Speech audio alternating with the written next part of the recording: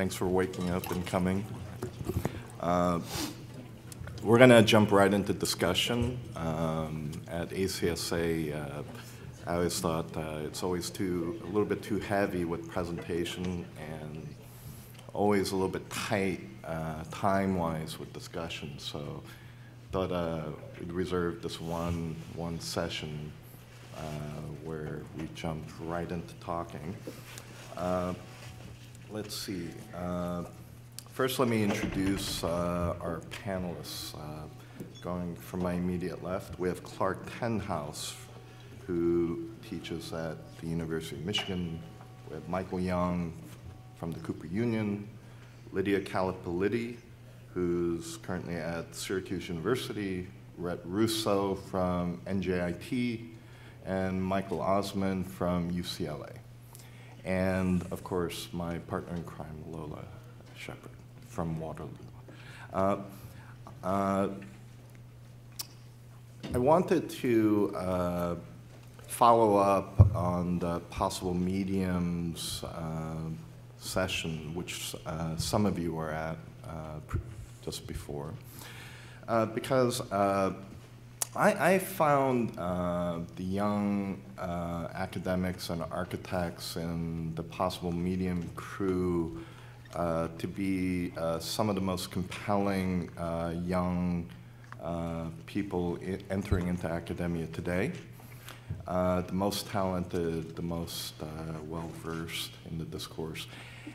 And I found it then also interesting that I tried to press you guys on a little bit at the end with my question. The project of possible mediums concludes in a proposition that maybe we start a new school. And I guess another way to read that is there's something inadequate about existing schools. There's something that's not possible in what we already have, in the institutions we already have. There's just not space for it. So I found that very interesting, and I continue to want to know possible answers to the question, what's missing? And I think a place to start might be a very frank discussion about the state of the core curriculum. And I invited our panelists here because they occupy, I think, different regions of the curriculum and have different perspectives on that problem. So I'm going to start in a very blunt way. And Lola, do you have anything you would like to add, or before I ask my first question? No, I mean, I think I was just going to add that I think there's interesting questions, which we were just talking about whether there's also questions of core relative to teaching and how that then pertains to any notion of core in practice and or in research, and what the kind of reciprocities might be or may not be between core knowledge in how we conceive of education systems versus how it gets implemented in practice, because I think there are fairly large discrepancies. So I hope we'll come back to those questions later. Yeah, in the intro to the opening night plenary, I gave a disclaimer about the possible overuse of the word center and periphery, and I was surprised in the last few days that it wasn't talked about that much. The word that popped up, almost over-identification of a word, was discipline. And I found that quite interesting. And I think that's something we're going to try to address, is when we are talking about a core, are we talking about discipline or practice? Are we talking about both? Or are there possible ideas for what that relationship should be? Or is there some principle of exclusion where we focus on one versus the other? Yeah, so we'll try to get to that. But I'm gonna just ask my blunt question and ask the panelists, and feel free to jump in. Is there a core today? Are we merely pretending we have a core?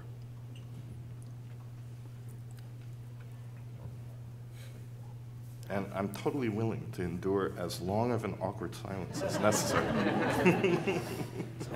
I have sympathy to the silence because I teach a lot of seminars with a lot of silence, so maybe I'll break it. My first feeling is that, of course, there's a core, and I'm not sure we know what it is. But what we do know is that we are working in very similar ways across the geography of the continent, North America. And I think, for me, what a core issue would inevitably be is a specification of terms, a kind of clarity of the language we use. And I think that if what we need is a new institution, I would say, if there's a speculation on the possibility of a new institution arising that's para-institutional, I would actually push against that with the institutions that we already have to try and focus them more carefully and calibrate their educational systems to the ways in which architects work, whether it's in practice or not. And then the question is, what are the most, I used this term earlier, yesterday, what are the most salient features of architectural labor? And how do we define the terms that we use on a daily basis, whether they're from the point of view of a design pedagogy or from the point of view of a history theory pedagogy?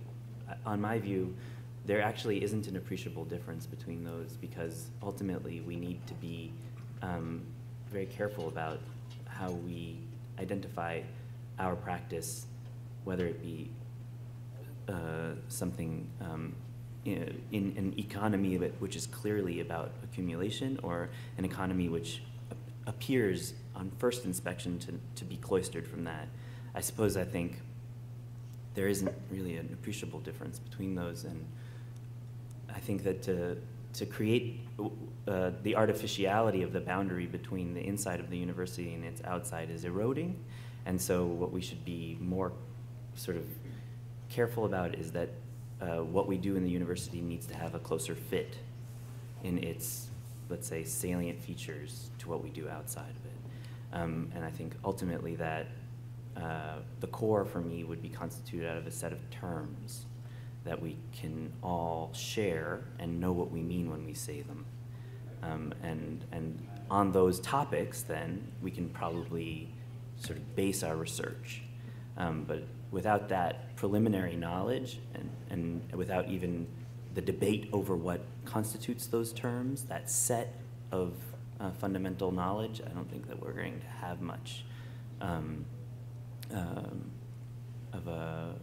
a curriculum, no less a kind of discourse.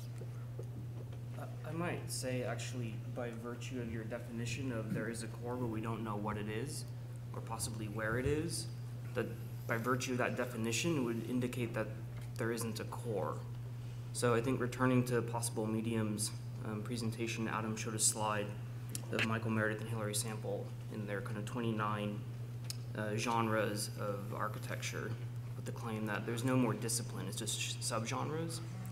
So I think that's true in the academy, and then a kind of survey of, since Lola brought up practice, the most recent kind of global exhibition of that would be the Biennale, where on one hand we're either genre specialists, or on the other hand we're elemental fundamentalists.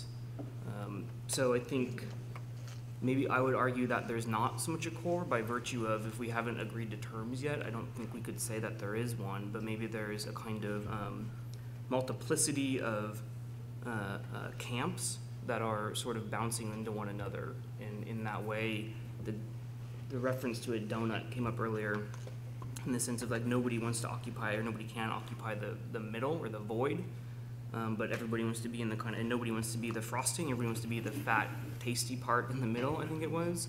The jelly. The jelly, everyone wants to be the jelly, but the jelly is kind of circuitous around an inescapable and undefinable middle. I guess I'm going to be curious to get an answer from each of the 5 panelists about, is there a core? I'll jump to that.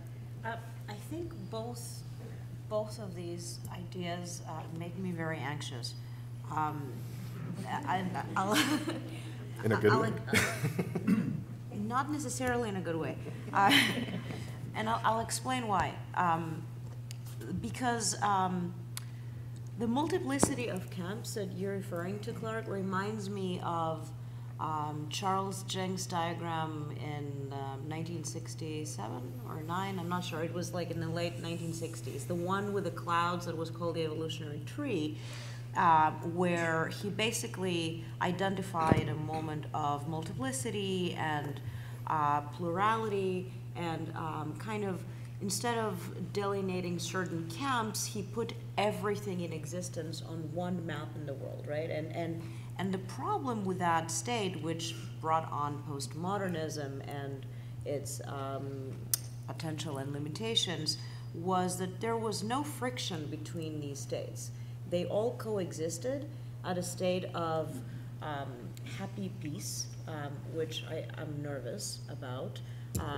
And that's what makes me nervous about pluralism or the coexistence of so many subgenres, that there is no friction between each of these clouds, each of these camps. They just exist in a state of equality or manufactured equality somehow. And that was the state that he identified at that moment, like before the formation of postmodernism as, let's say, a genre that we identify through this kind of language of multiplicity. So that's like the one side that makes me nervous, the absence of friction. On the other end, the kind of existence of a core versus the periphery identifies a certain canon in the middle, which needs to be contested by marginal practices in the periphery, one being, let's say, the normalcy of the discipline, and the other being the abnormalcy of the discipline. And I find the friction productive, but I find the positioning of a core and a margin unproductive. So I by negating both of these positions, I don't really know what remains, but I think that what remains productive is the state of anxiety or the state of friction between these possible positions. And I think that's what keeps us alive, that's what keeps a discipline alive, when you actually do take a position and you do identify a certain set of arguments that matter. I think that the core, if it exists, it is a struggle to exist. And our Topaz winner yesterday really struggled to create that core and still does. And I find that struggle very important. So I don't know if it's not a status quo. The core is not a status quo. There is a struggle of its becoming somehow. So I don't know where I'm going in it, but I guess I like the friction also between the core and the periphery, but also between the subgenres, I would say. If I'll jump in. So this panel's on the core, the next one's on the periphery. Probably what's going to happen is we're going to destabilize the core, and then the next one is going to define what that core is by how they situate themselves on the periphery. That's the idea. Yeah? Okay. So to get specific about this now, maybe to set some terms or some things out there, I think two of the framing mechanisms we need to decide on are we talking about a core of the discipline or a core of a practice? That's what's come up already. In terms of the core of the practice, this is something that's legitimized by agencies outside of the academic institutions that says this is what you need to learn in order to become an architect and practice architecture. So part of what every core curriculum is addressing that issue. The other thing is, what is the core, or are there multiple cores to what constitute the discipline of architecture, and what are the things that we need to learn in order to do that? So one of the things I've been teaching for the last decade is representation. And I think without a doubt, to me, representation is one of the things that happens within a core education. About 5 years ago, I stopped teaching perspective. And this was a really kind of strange, traumatic moment for me, because A core also has a limited amount of time. Is it 1 semester, 2 semesters, 1 year, 2 years? And that's actually another question maybe we should talk about, how much time in a curriculum is devoted to what one would call the core. But it is cited within the 1 semester that was given over to representation as a dedicated topic for students of architecture. I couldn't teach perspective anymore. There was just too much other stuff that was too important to what we were doing as both a practice and a discipline of architecture that had to be jettisoned in order to make room for these other things. But the pain that I felt was a disciplinary pain, because all of a sudden the Renaissance gets toasted. Because what am I going to do now when we have to talk about all the importance of Renaissance painting and Renaissance planning in terms of that kind of moment within architecture if students don't know how to draw perspectives? But I had to lose it.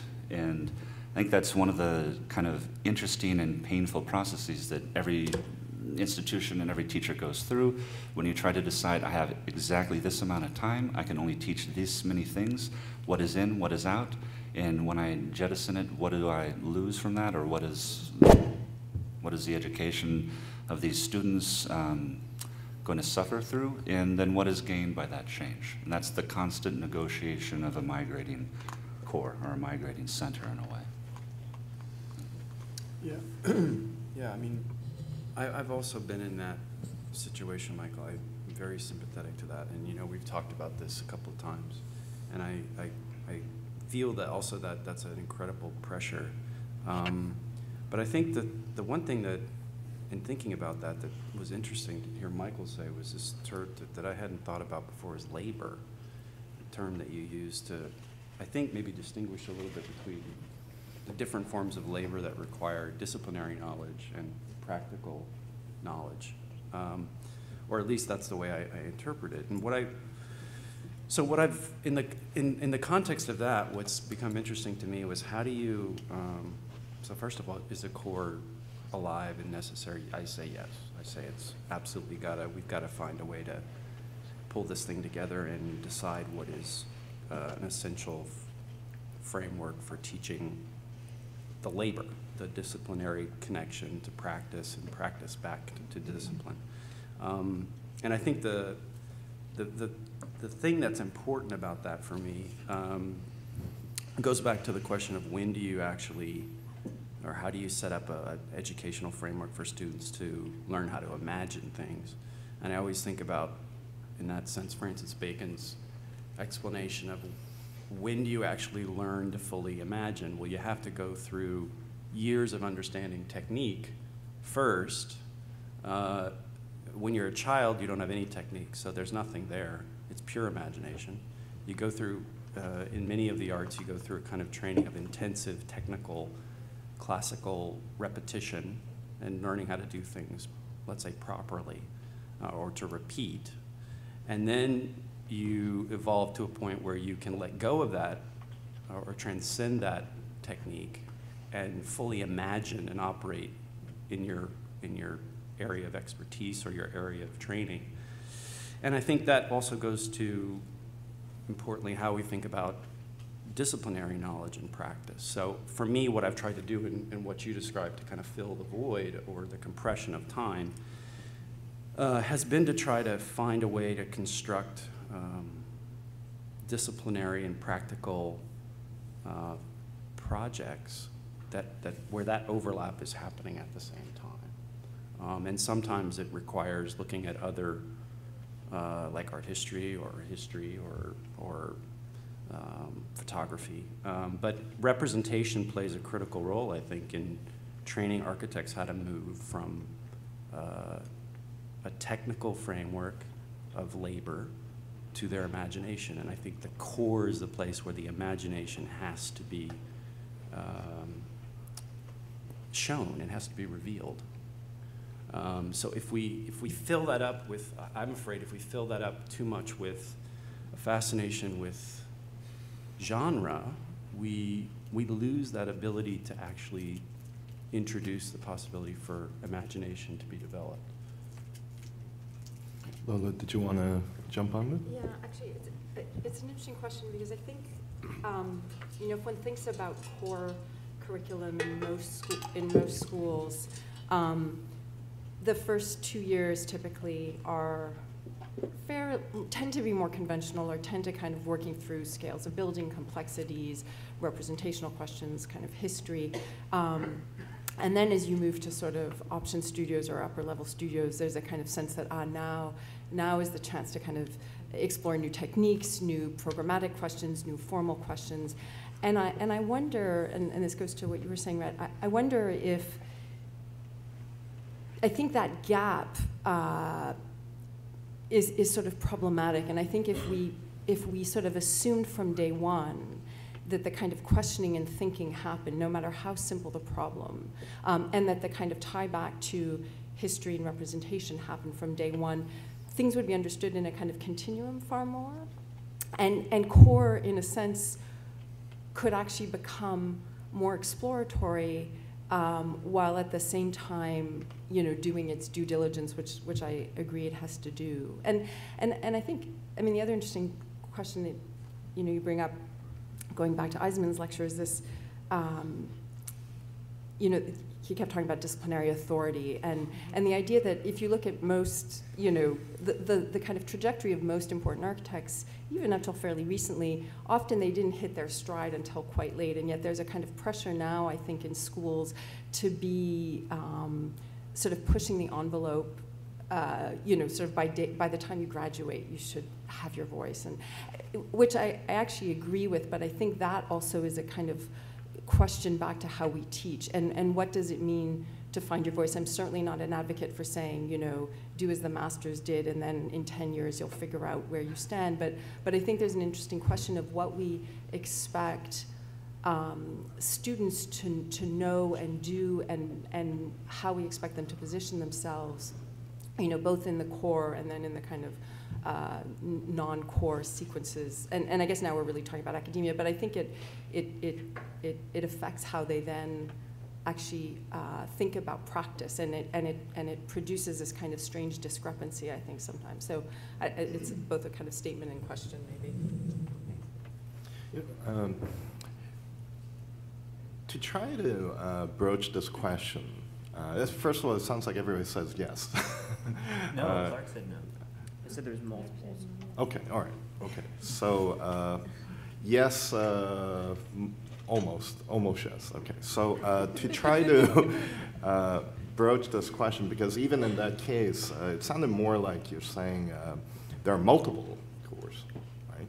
So I guess that's how I'd like to throw it back, okay? Because I think that's a really important debate. Is there a single or multiple cores? Right? It would affect the organization of schools, but also there's a question about institutionality in general relative to how we frame a concept of core to begin with. Because universities, institutes, they're a space that I'm sure the history is quite interesting, but it's a space that's been carved out hypothetically as outside the real, where certain things can happen that can't happen in the real. And then when an individual is brought to the institute or university, they're being shaped, I think. There is a principle of shaping the individual for some purpose. So if in that case that there are multiple cores, right, it implies that the institution be reorganized to be a little more fractured, that there are multiple spaces that are being separated, and maybe it's single in name only, perhaps. Right? So I think that's a question that I'm sincerely interested in. I mean, should we start moving in this direction? Should this be acknowledged? An immediate response to that, which is that I think one of the things I'm learning to teach more and more is that universities are corporations too,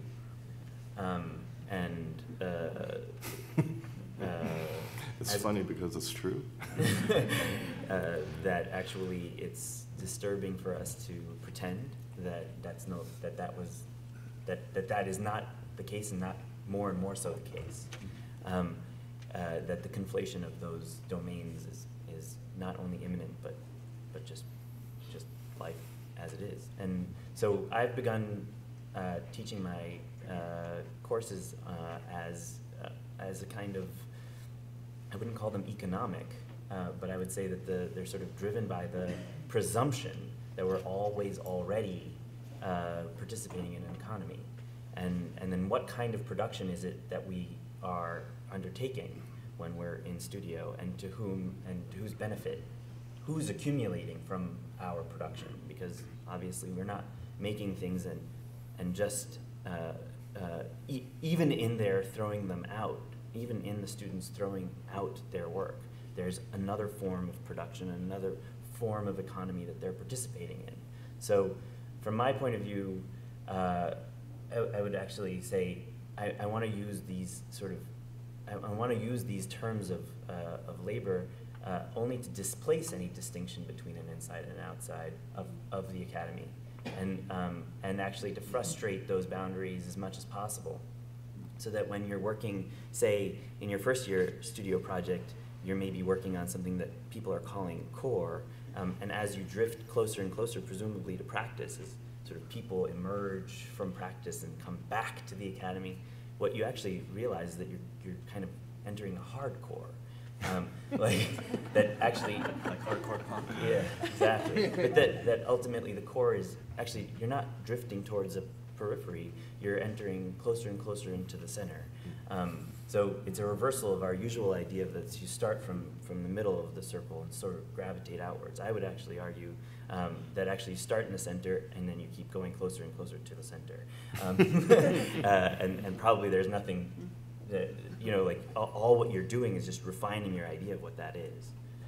It's a clarification process, and that actually by the time you're a third year, presumably in an MArch program, or a fifth year in a MBArch program, you're encountering that world with now your own tool set for a kind of definitional clarity. You are clarifying what that practitioner who's been brought in to teach you is doing. So you are teaching them. It's a reversal.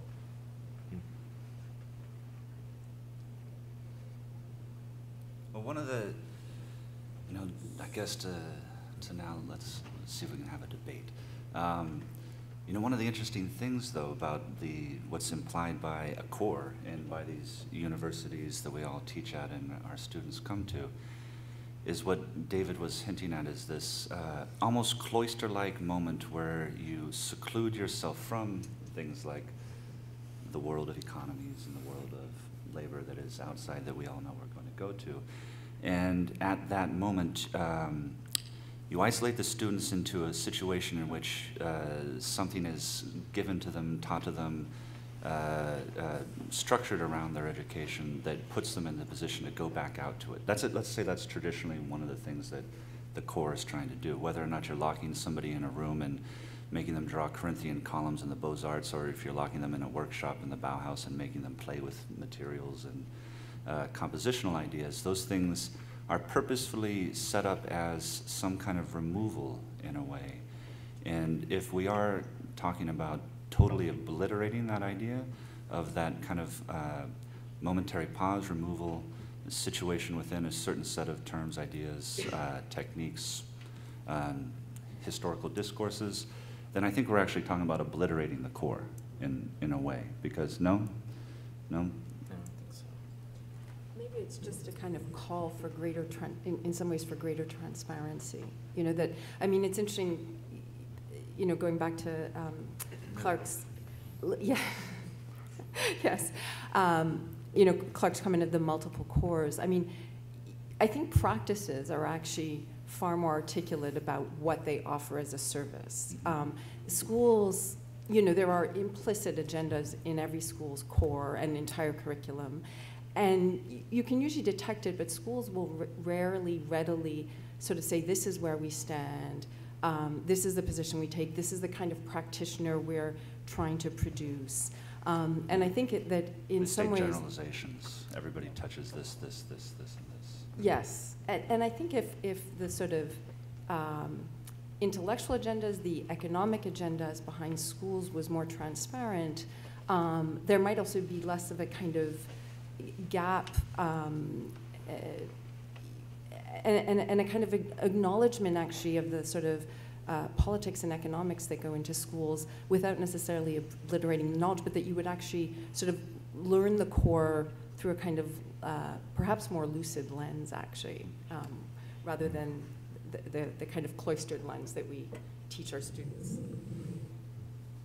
I want to go back to something that Michael said about effectively starting at a core and moving to the hardcore, and presumably that the hardcore is as you approach and then enter practice. And I think part of what is slightly concerning about that is that it implies that the core or the hardcore is actually consequential or characterized by things outside of architecture. So economic contingencies in terms of architectural knowledge, let's say. So it affirms the hardcore as being something that is defined by what we could call the periphery via trade or via discipline. So it would no longer be about the kind of education or what's instituted as the agreed upon, let's say, contested middle. So David brought up the real. So if we trace that backwards, we go from the real to the ideal, which would just be the execution of the ideology, which is where we contest in the middle. The kind of Listen, Clark, there's nothing peripheral about a software license. I mean, you know, every time you pay for your Rhino license, or somebody on your behalf is paying for it, there's nothing peripheral about that. That's how you get to work, right?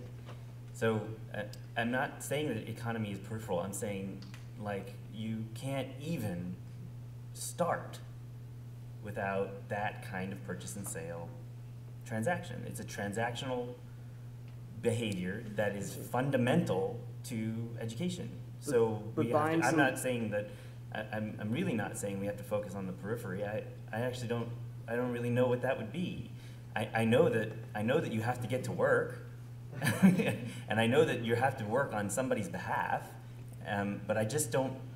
And so be clear about what the tools of the trade are, as it were, and what it costs to get involved.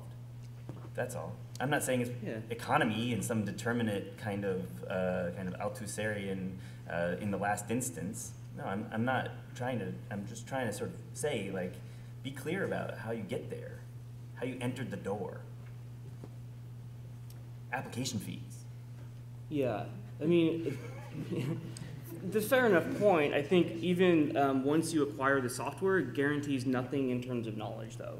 And so I think, once you pay your dues, nothing is acquired by simply buying in.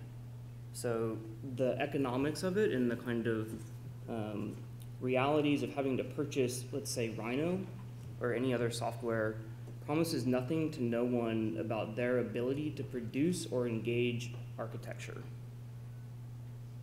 But then why do we do it? Why do we make them buy it? Because that is the enabler for where we can begin to engage the techniques and tools and histories. So I'm shifting it away from it as an economic condition of purchasing something in order to buy in. I think it's once you've bought. What's the difference between knowledge and capital in your view? I'm curious because knowledge for you sounds like to be some kind of rarefied, ethereal and abstract domain. Knowledge is, it's ink on paper. It's, well, less so now. It's sort of zeros and ones. Like, I want to understand what is coherently different from a transaction where one knows what one's doing and to whom and in favor of what, than so-called learning, which is some kind of cloistered and ethereal, abstract thing. Like, why isn't it just right here? Registration fees to ACSA are enormous, and so we should ask that question. But most schools pay for it, don't they?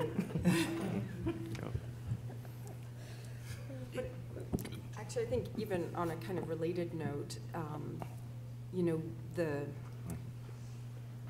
no one is willing to acknowledge that ultimately architecture is increasingly becoming, or has perhaps always been, a kind of middle-class profession, that to go and work at all the offices that we hold up as kind of models of intellectual rigor. Like the practices that we, I think, see as sort of breaching, really representing the discipline in that they're in practice, but they're also holding an intellectual position of some sort and testing boundaries, whether programmatic or technical. You know, it takes a certain individual to be able to participate in that economic project also, and not to mention the cost of tuition, but you know, which is a whole other question. So I think there is actually an interesting question about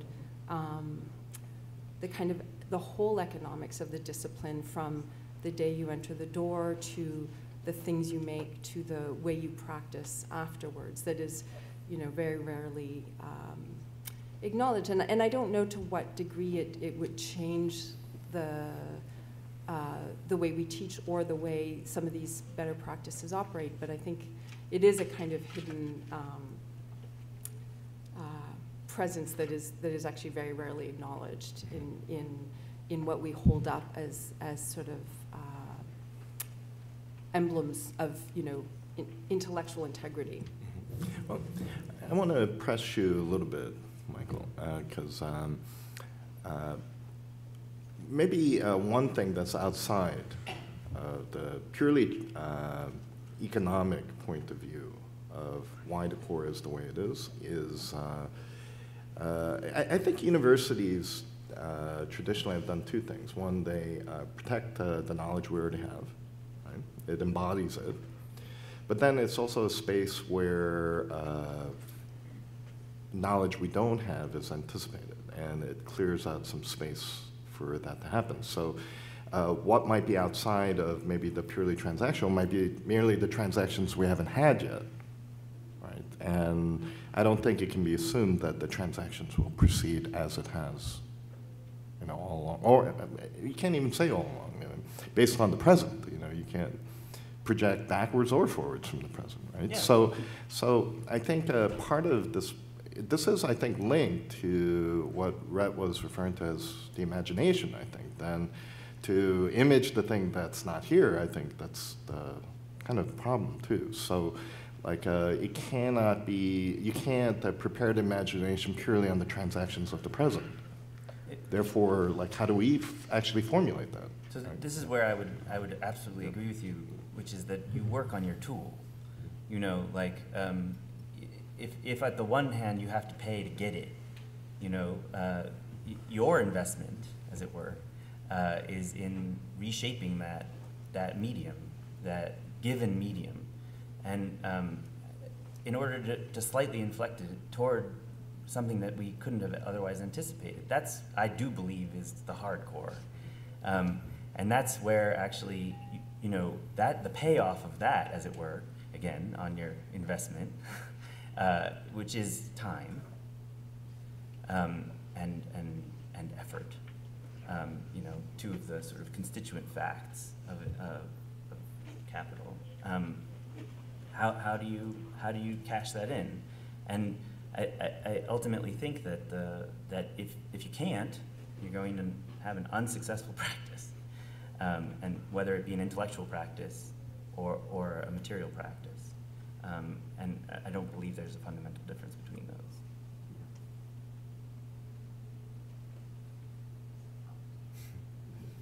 All right. Maybe we said enough about institutionality. Maybe to fold in the other three panelists for a second.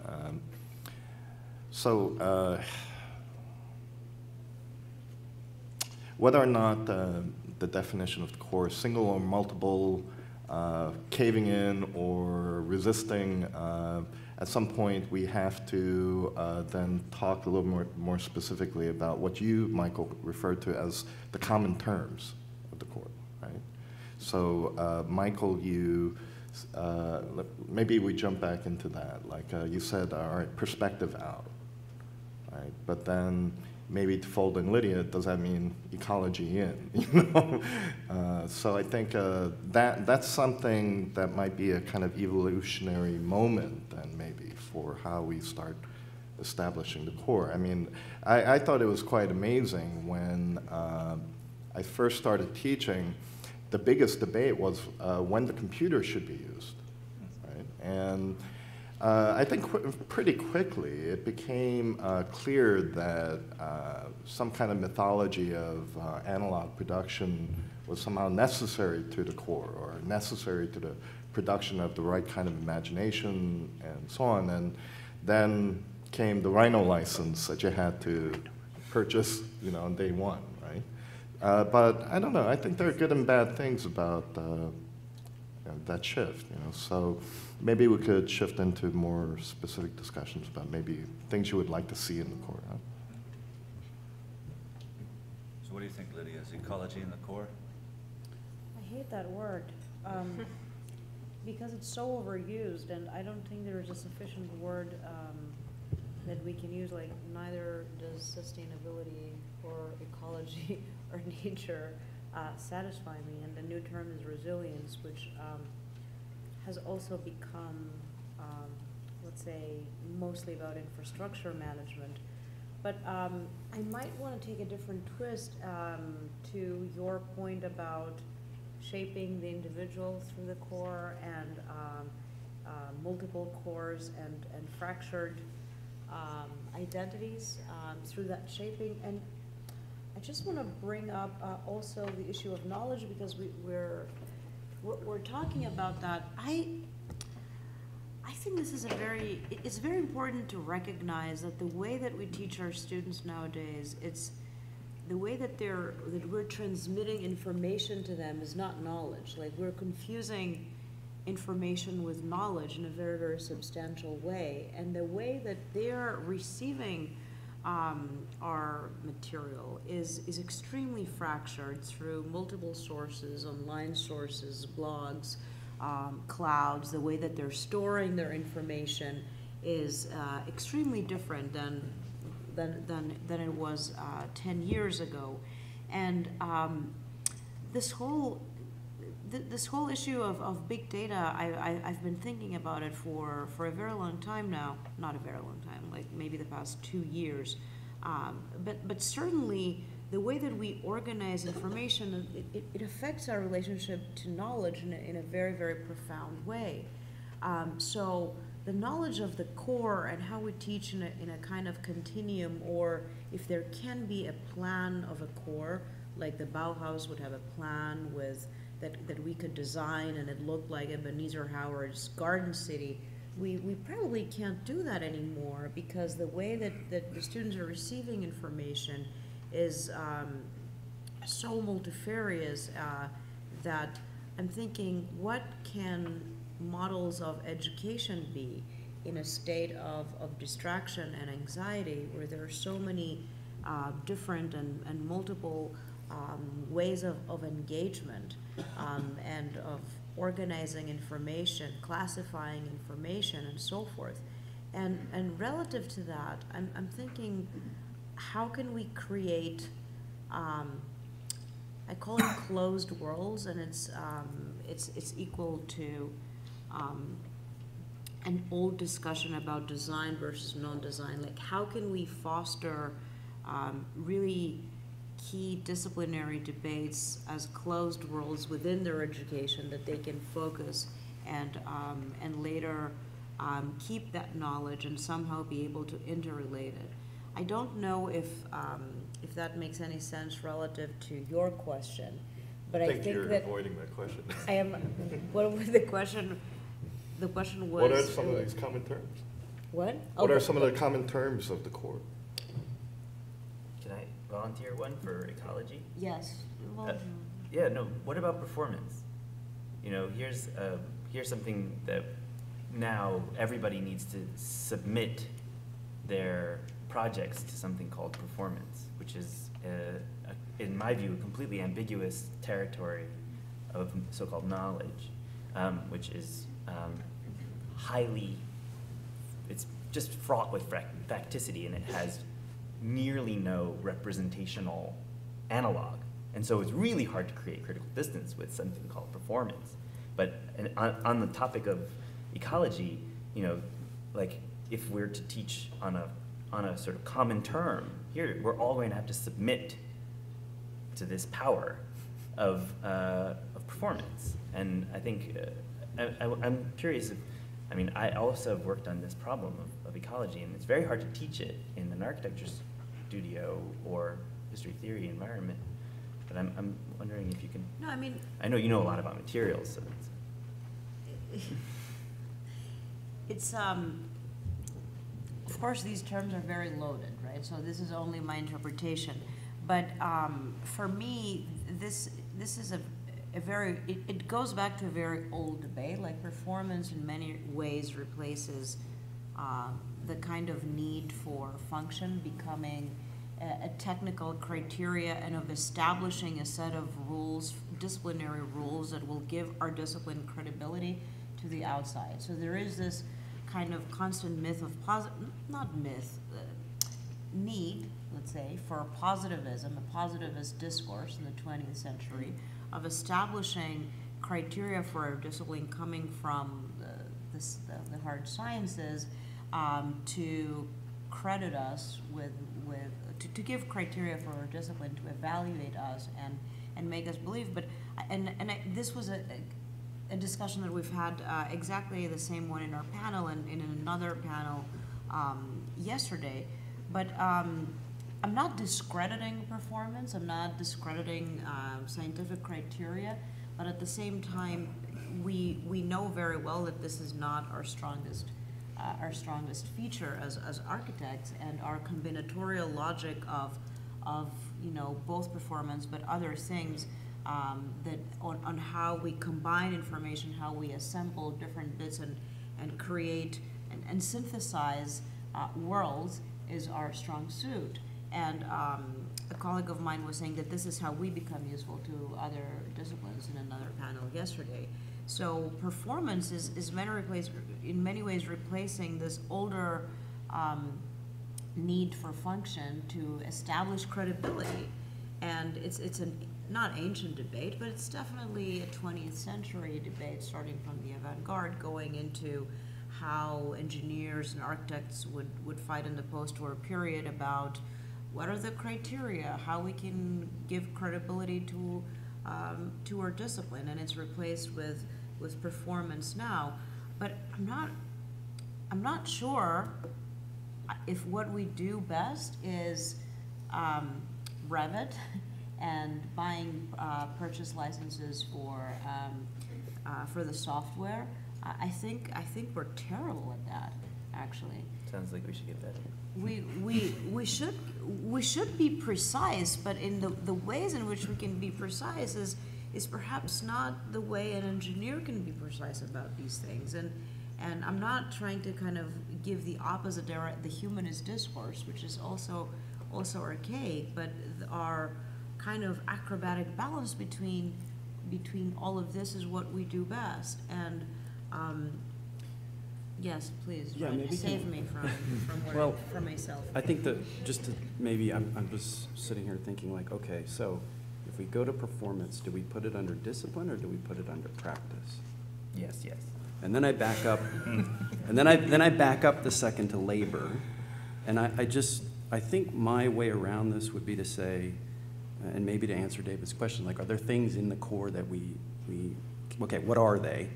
I mean, for me, performance is something that is situated in practice.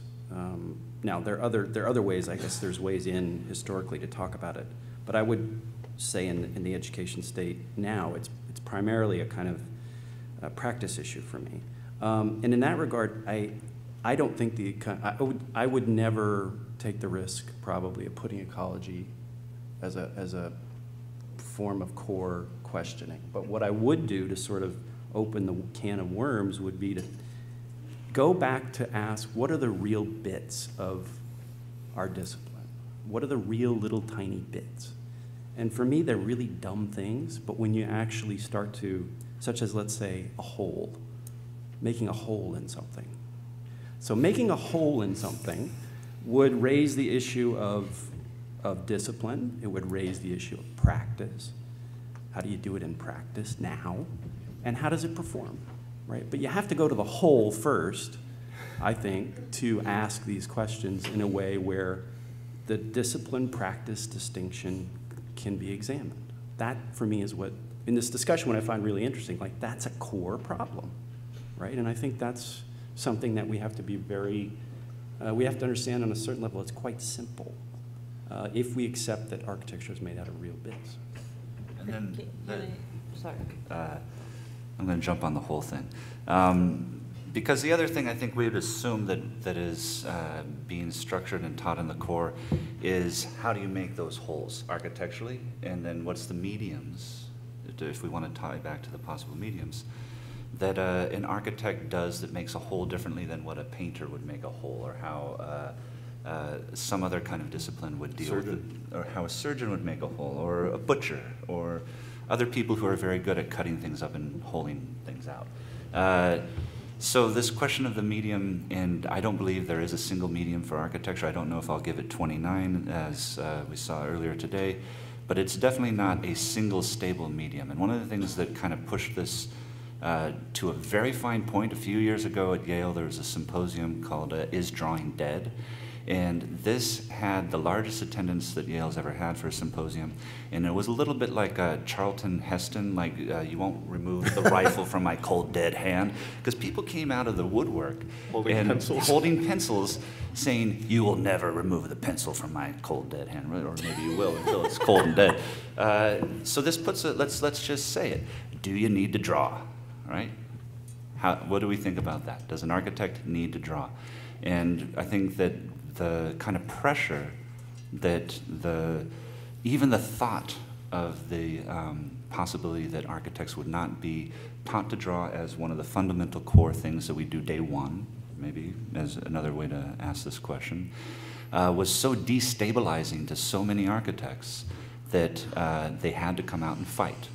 But I think we have to actually ask that question. Is the way in which we learn to make holes architecturally through drawing, through modeling, through Rhino? I mean, this is a question of the medium, and which mediums do we teach, and which mediums do we privilege, and which mediums do we diminish as we accumulate more and more and more in our discipline. You know, it raises for me a question, like, is it actually necessary to get it right? Yeah. Okay, because what I mean is, I know everybody in this room has experienced the phenomena of students coming from further and further places, from cultures more and more distant, and at times almost to the point of being unable to communicate.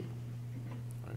So part of the institutionality of the core, I think, is a process of acculturation, which is why it cannot be reduced only to a set of terms, I think, or to something that can be measured, because it's also about getting to know us. It's also about seeing how we judge relative to decisions they're making.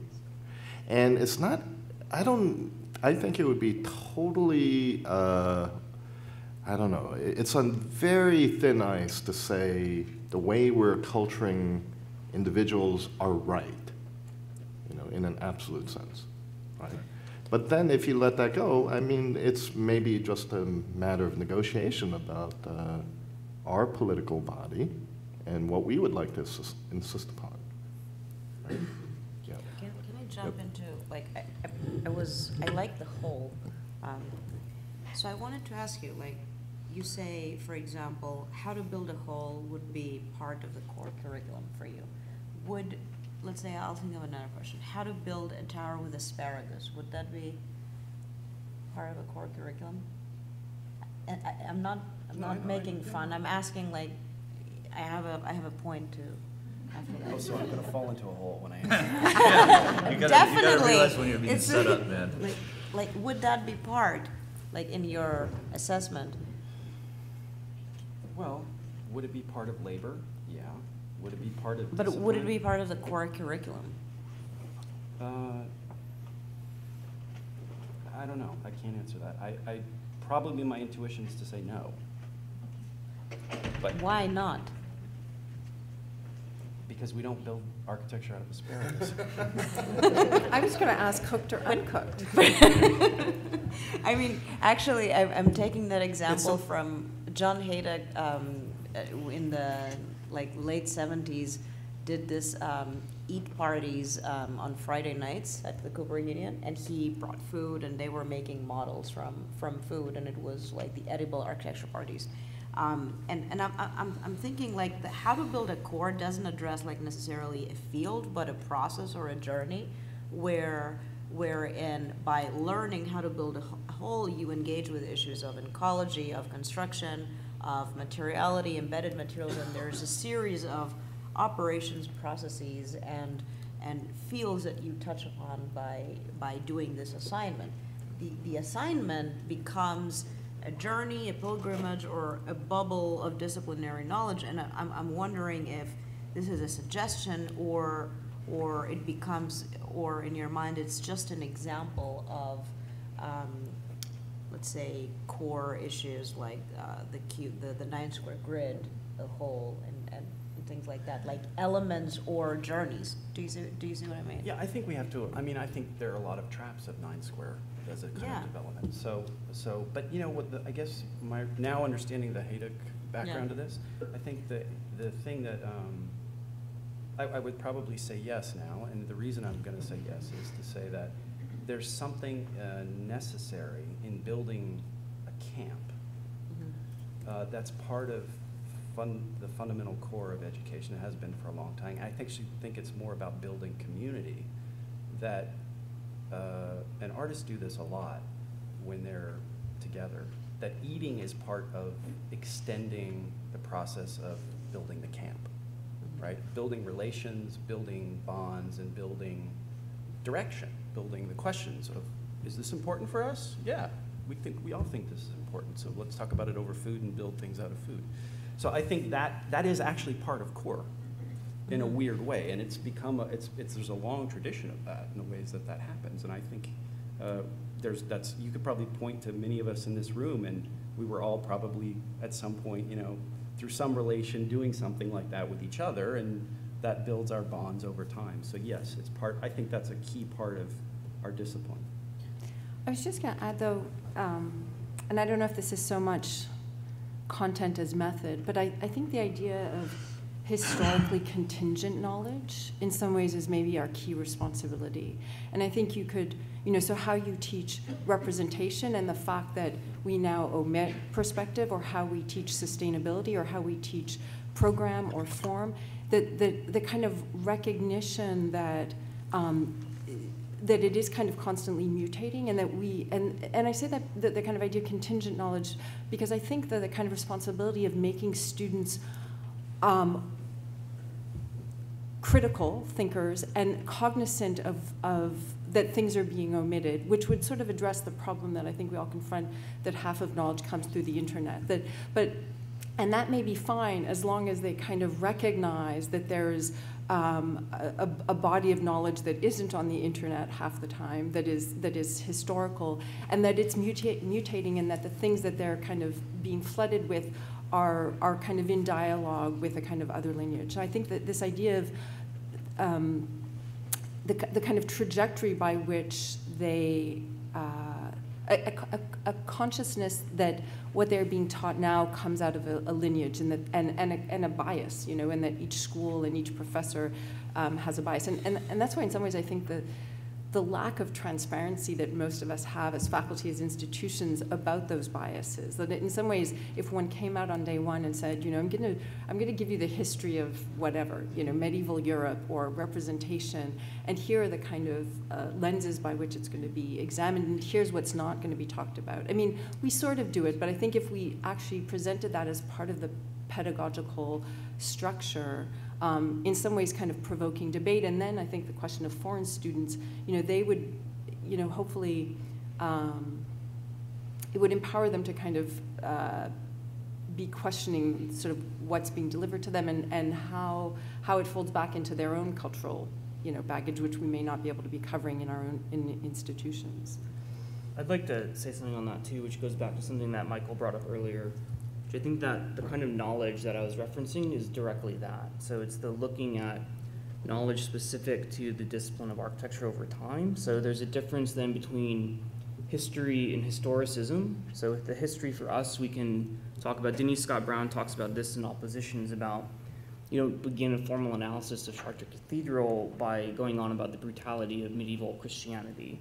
So there are different things to learn depending on where you prioritize what you're looking at in the history. So I think that that's, for me, would be part of the core, would be history of architectural precedent.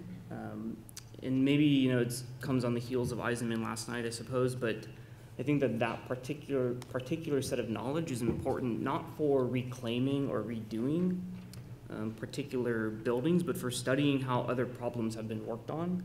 So by looking at those kinds of, whether they're masterworks or obscure follies, I think that there are ways of learning about how to project forward by a close read and a careful study of architectural precedent. So that, I think, is a part of producing architectural knowledge at the core. Yeah. No, go ahead. I have a response to David's prompt, which is that I think, and maybe deep skepticism about a concept like community today, because, which isn't to say I love you, but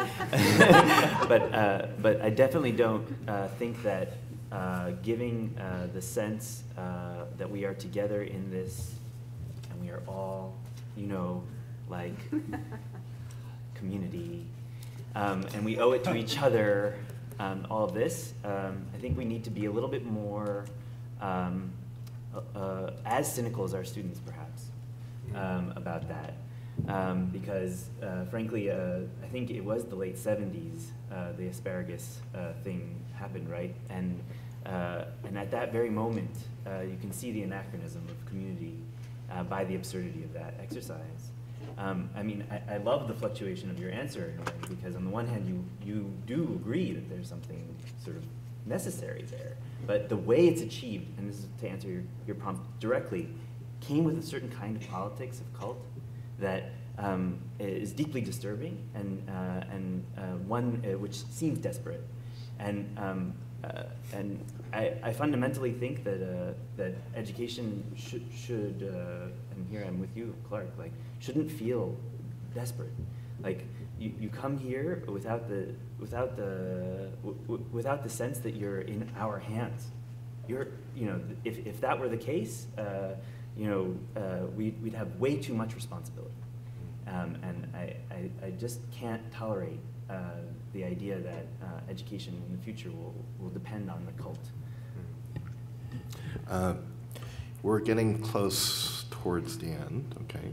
So I want to acknowledge the intention here was to not draw any conclusions, but to try to open up some space for us to ask more frank, direct questions about this instead of beating around the bush and avoiding it.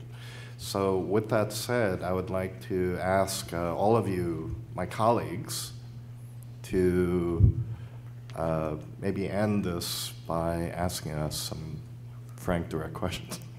Yeah, please. So, you know, I think this conversation is interesting, and thank you both, by the way, for a very good conference.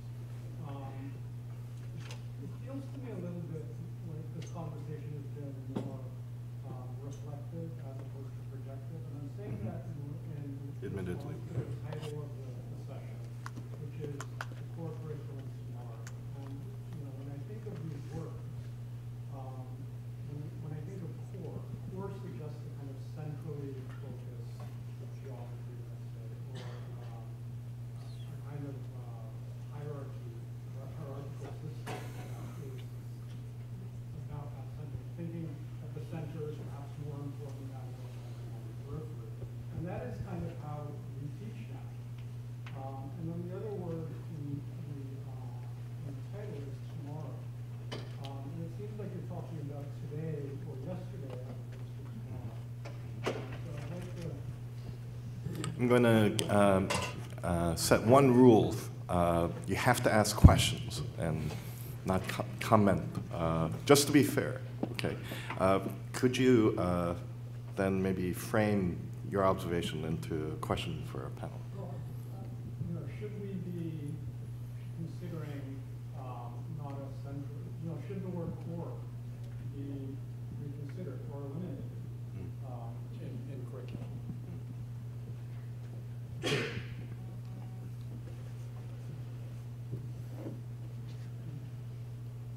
Reconsidered, yes. Eliminated, no. So you just considered it and decided. He considered it for a second.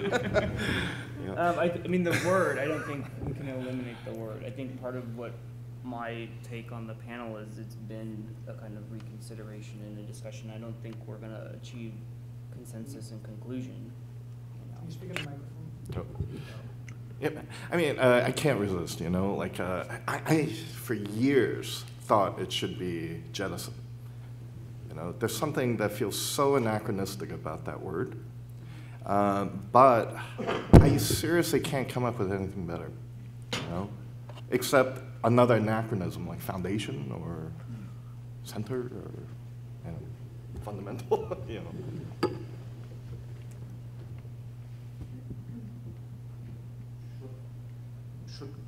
Should core reflect an ideology? I mean, it sounds almost like where the conversation went was, it does, so maybe it should be more explicit, or, I mean, Yeah, I mean, I would say yes. I think if you want to have a, I always think of the analogy when it comes to this of like putting together a basketball team, right? If you're a really good coach, you don't go in and sort of like demand that we're going to do defense when we're all a bunch of offensive players, right? So there's an objective in the long term of building up some success that the foundation then should be setting up for further parts later on in the curriculum. If you avoid what those futures are, or those future questions are, then I think you run the risk of assembling the wrong team and coaching the wrong way at the beginning, right? So, yeah, I would say, I also think, and we have to acknowledge that part of having a core is putting together people that, whose strengths can be brought together in a way to answer questions that the curriculum's going to challenge with later, right? And part of that is it involves aesthetics. We can't avoid it. There's a history. Everything that comes along with that process is somehow not explicitly stated in the school's ideology, maybe many times. So I think, yeah, being explicit about it and just saying like, okay, this is what we're about. This is what kind of image we want to project to the world, and so therefore our core should be set up this way. There was something that Michael brought up, which was the cult-like thing, which always freaks me out and creeps me out. But I think we can look around and find that one of the ways in which the cults of different followers of, or different sects of architectural conditions out there are through the core, that the core establishes, every core is ideological, every core has something in which it is trying to impose on the students, and the ways in which cults usually do that is by not transparently exposing the ways and means in which it is setting up its ideology. Because if you do so, then you actually undermine and undercut the possibility of those people becoming true believers and true followers, because they're given the underlying condition at day one, right? And so one of the interesting things about this question of the core is if you do fully expose it, you're actually killing it, I would say. And maybe that's good. Maybe we should kill it. But let me be clear about it, because I'm not proposing that we all now become new cult leaders. That would be one of the most horrible things I can possibly imagine. But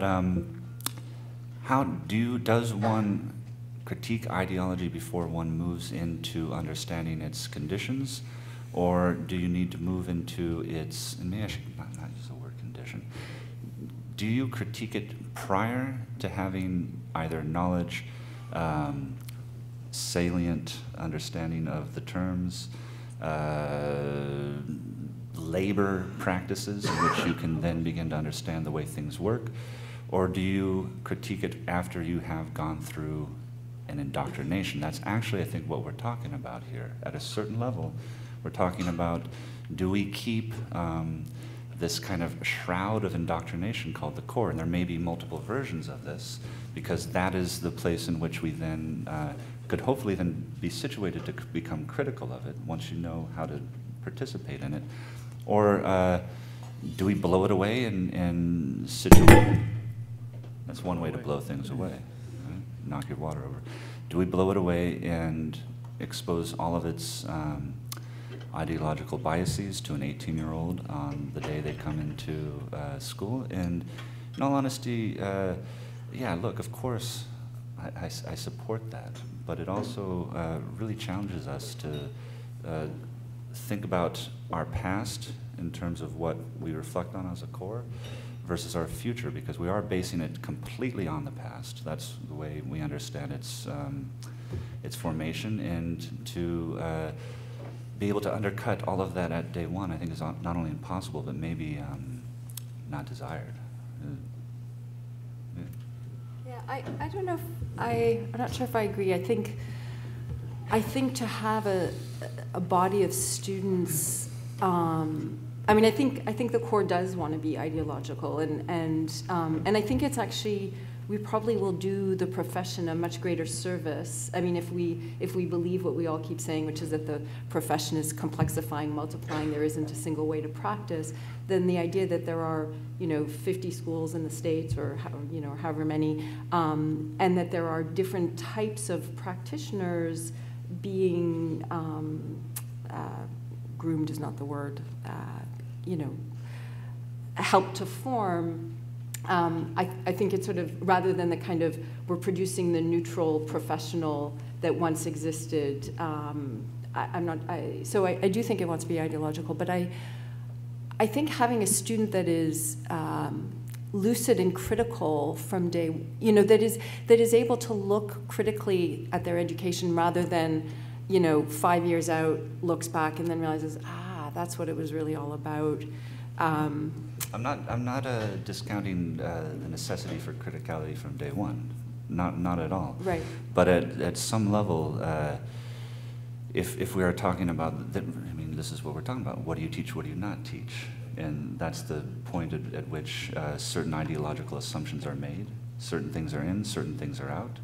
And those are going to set up the position from which that student will then begin to become critical of the discipline. And that's unavoidable in a way. And we have to, unless we do a total normalization of it, or unless we decide that it's just purely, let's put it all into the practice, we're going to be faced with that question. And I see a question down there. Maybe we can, because time is running short. So in the description of the architectural discipline in the call for this conference, architecture is described as having a crisis of some sort, right? How it relates to other disciplines, how it migrates to other disciplines, how does it borrow from other disciplines to come back, to put things back into architecture. I have formed the belief, it's my opinion, that in order to identify a core, in order to attack what a core is in architecture, we have to identify what it is that we are good at. What are the kinds of things that we do better than anybody else does in the world? And I would like to ask the panelists, what do you think that you do better than anybody else? I've never been lost. I don't know why. It has nothing to do with architecture, just I was born this way, and I can't get lost. I think it helps me out in architecture somehow, but yeah, I know.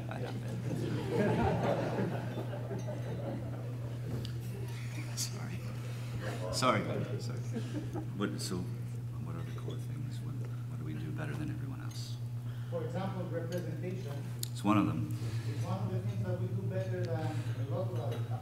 Oh, sure. The whole, yeah, okay. I already gave the representation. My answer to that would be pretend.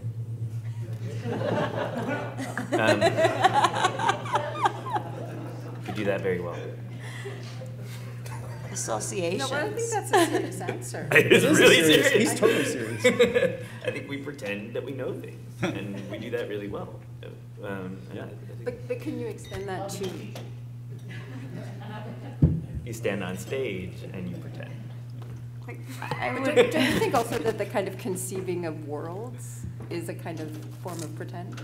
That every act of design I is a think kind of. it comes down to what Rhett was calling imagination. Yeah. I mean, you know, listen, I also don't think that, frankly, I don't think that scientists, like neuroscientists or something, ask themselves what they do well.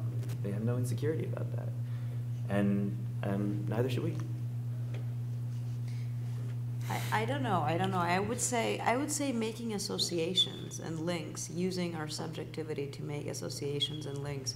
And I mean, we're engaged in a discussion that has an inherent impossibility to answer what is the core and what is the periphery, because, you know, all positions are somehow, all positions are flawed. But there's a current move for including in the core more and more and more and more, a position of inclusivity.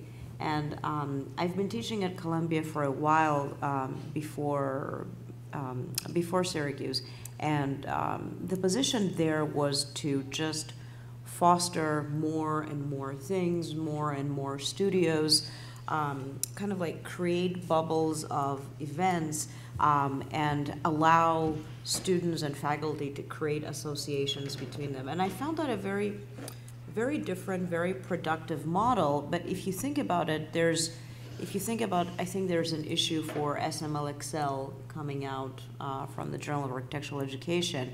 SMLXL started from a list of terms, a dictionary, and it was quite all-inclusive. There were several terms that some of them could be useful, some of them not useful. There was a redundancy and an excess to the terms that were included in that book, and that became, it kind of relocated design agency to, let's say, a reshuffling of editorial information, or it suggested a model of practice where you would make associations by this abundance of information.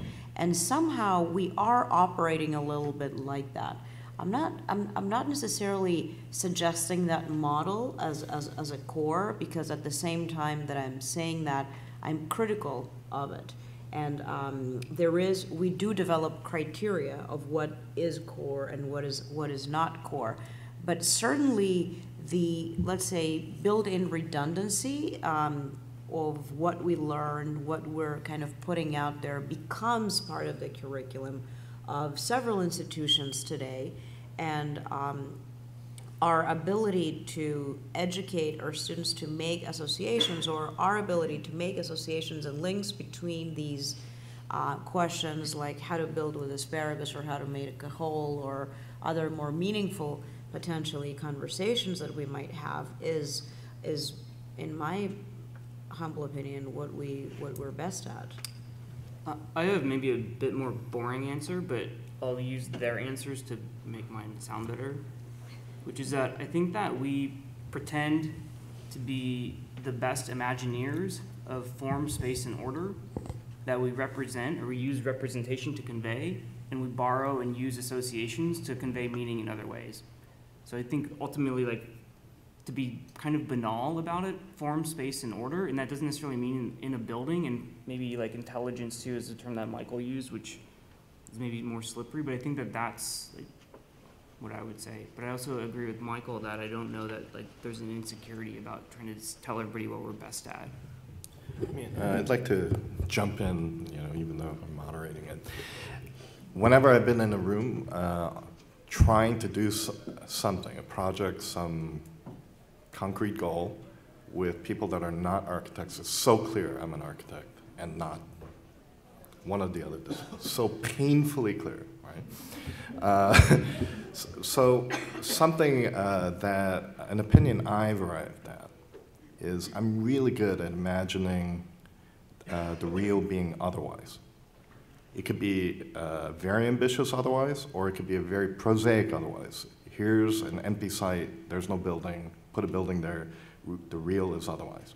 So I think we might have varying opinions about the degree to which we want to resist like a tendency for the real to be a certain way.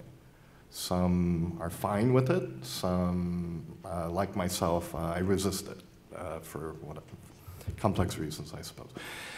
But with my students, at least, I'm constantly trying to ask myself, how do I destabilize them enough so that they can imagine the real to be otherwise? Just see that the possibilities are open. So, and underneath that, it's like everything from HVAC to rendering, right? So.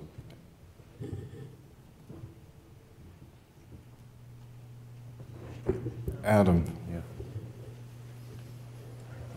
Maybe, I guess I want to return to Farida's question and the conversation that was falling out of that on the relationship of ideology to core. I mean, I'm reminded of this lecture Bob Somel used to give probably like 5 years ago, where he used to argue for less ities and more isms. So he had this list of sustainability turning into sustainabilism, community and communism, which was kind of a weird one, but I think in his, like what I understand to be the root of that is the understanding that those are the terms that come at us from what we would consider the outside, I guess, and our ability to, I think, bend those terms into new ideologies. So I think it's, the panel's already touched on it in response to Farida's question, but, and it has to do with imagination or the space to produce new ideologies within the kind of space of the academy.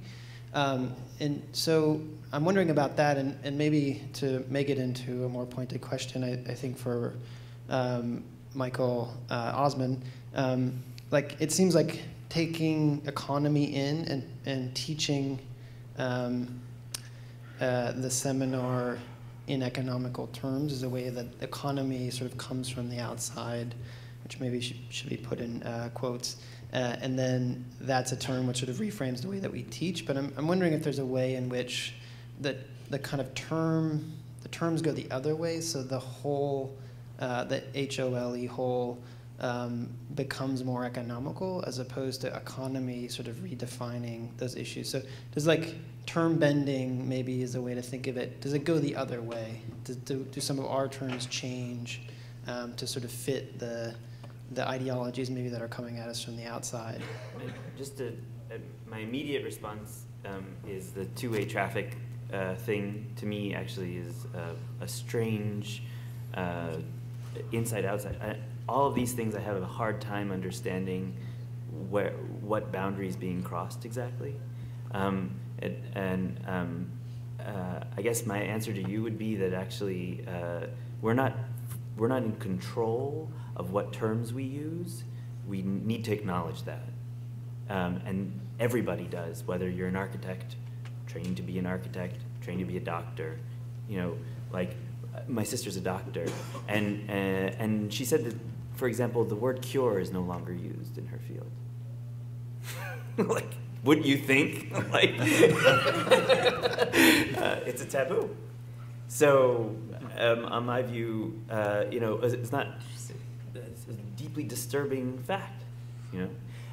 But you know, I think, you know, just to say that it's not that we have our terms and we export them, or they're imported terms or so forth.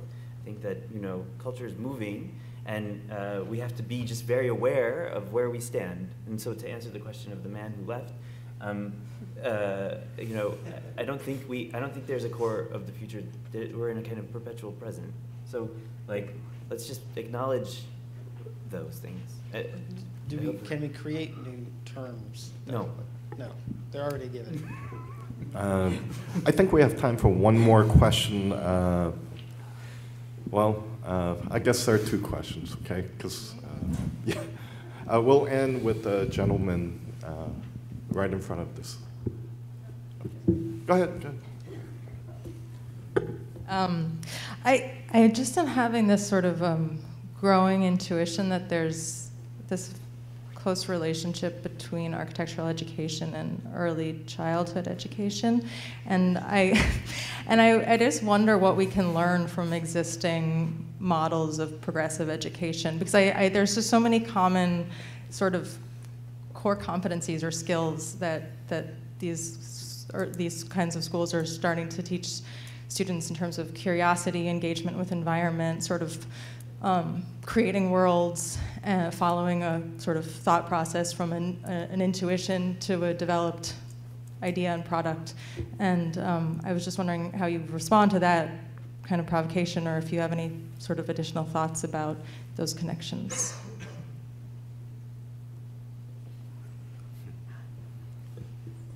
Ironically, I sometimes wonder if they're failing in the core curriculum part, in that kind of ambition to address other ways of learning.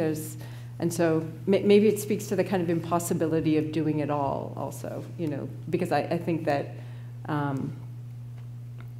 even in terms of at all stages of education, this kind of ambition that we will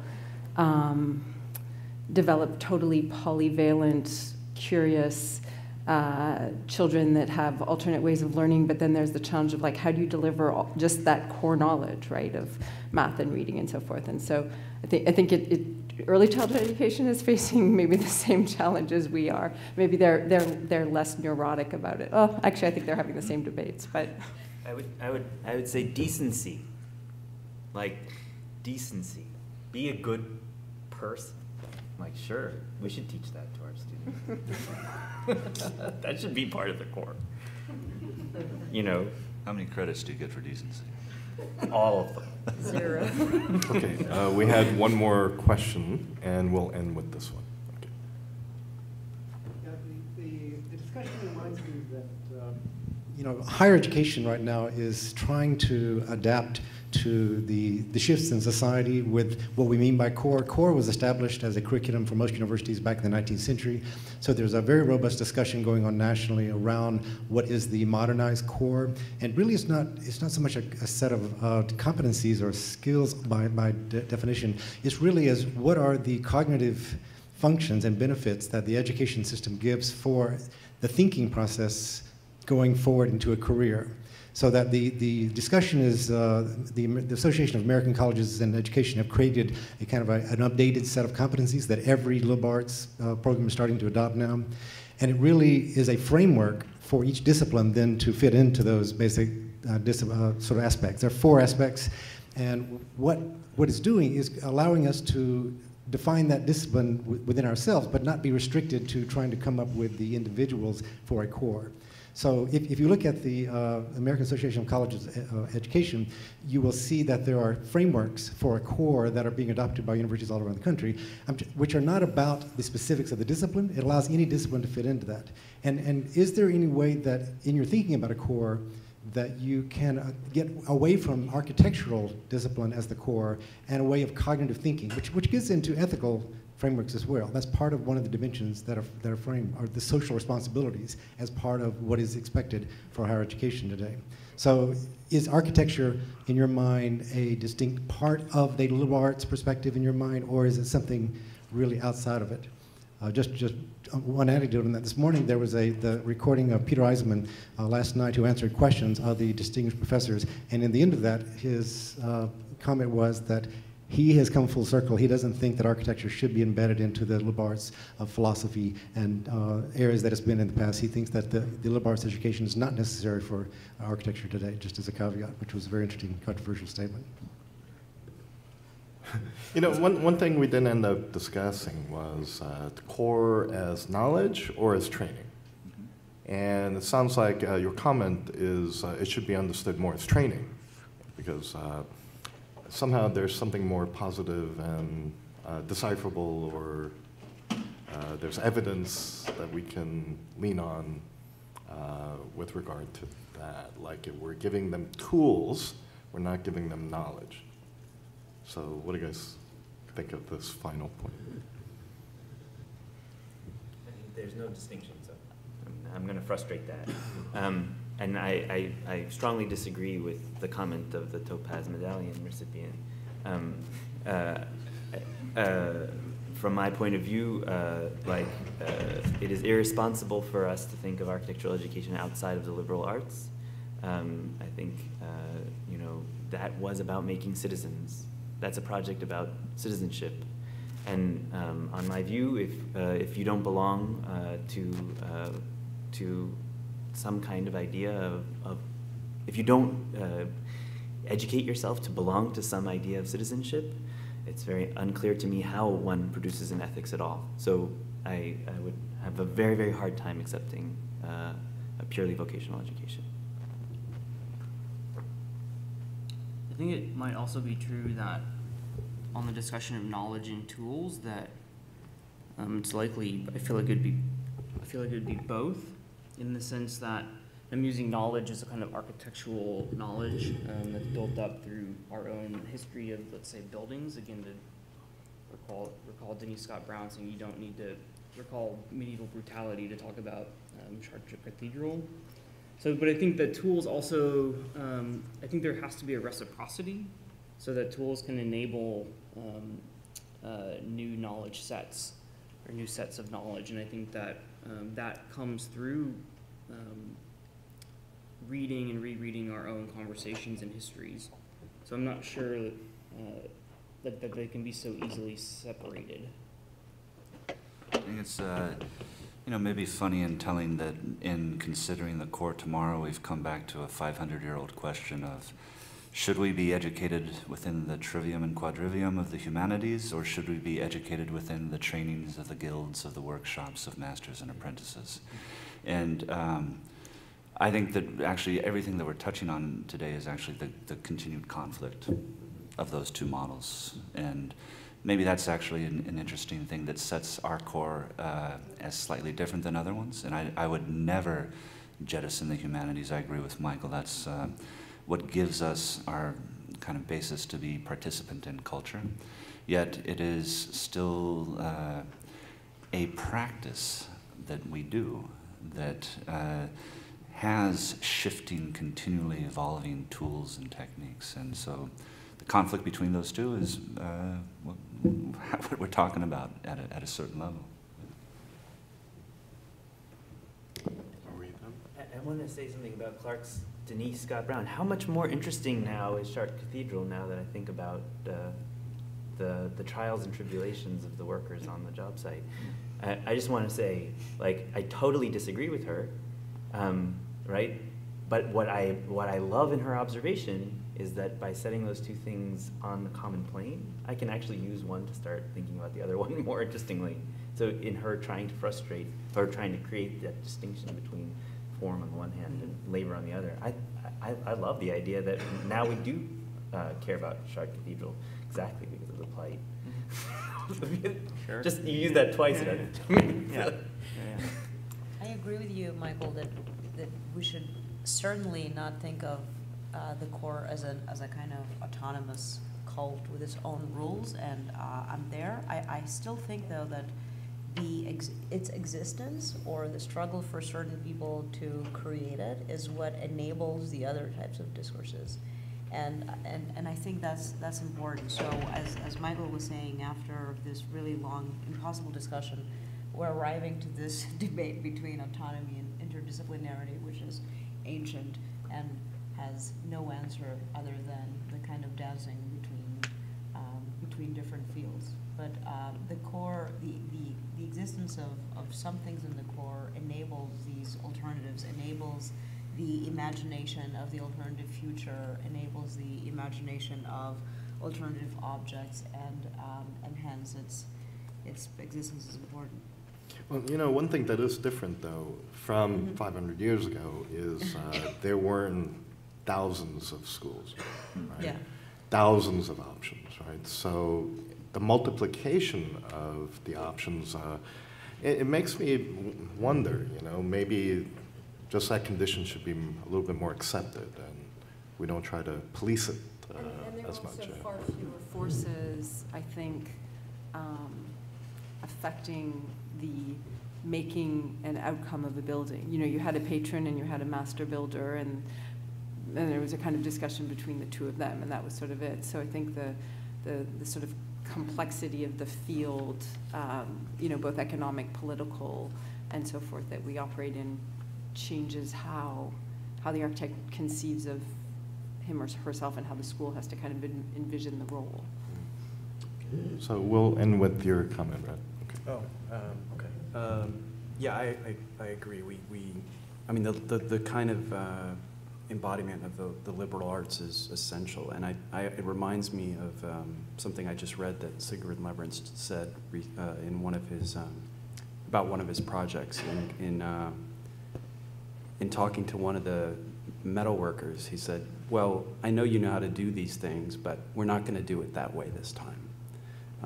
And I always thought that was a weird thing, but it's the boundaries that are so important there, to come to a confrontation about architecture in a certain way and debate it, whether it's with an engineer or all these other constituents now that are part of making a building, to have that other place of imagination and speculation as a way to go into the discourse of making things.